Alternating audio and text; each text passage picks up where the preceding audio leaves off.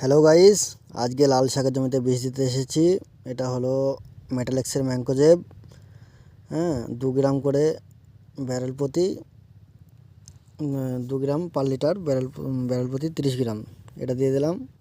ও তার সাথে হেদা লাগার জন্য নিয়ে আনছি নরিকো। হ্যাঁ, এটা অ্যামিস্টার টপের নকল, একই টেকনিক্যাল অ্যামিস্টার টপের। এটা দেবো 40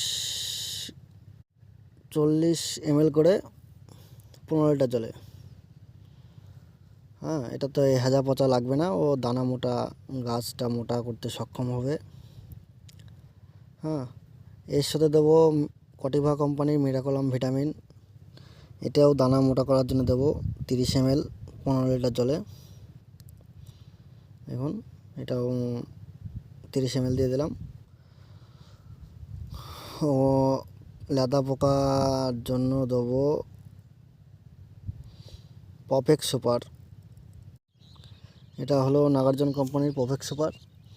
এটা দেবো 30 ml করে 15 লিটার জলে।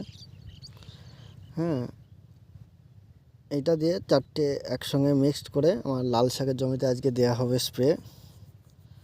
হ্যাঁ বন্ধুরা, তা লাল শাকে গাছ মোটা করার জন্য ও দানা বাড়ানোর জন্য, ফলন বাড়ানোর জন্য এই 4টি মিশ্রণ একসঙ্গে এই 4টি মিশ্রণ করে একসঙ্গে গুলে নেব ভালো করে, যাতে বীজটা একসঙ্গে মিশে যায়। এভাবে বীজটা দেওয়া হবে লাল শাকে। তো এর ফলন খুব ভালো হয়, 4 থেকে 5 কুইন্টাল ফলন হয় 1 বিঘা প্রতি।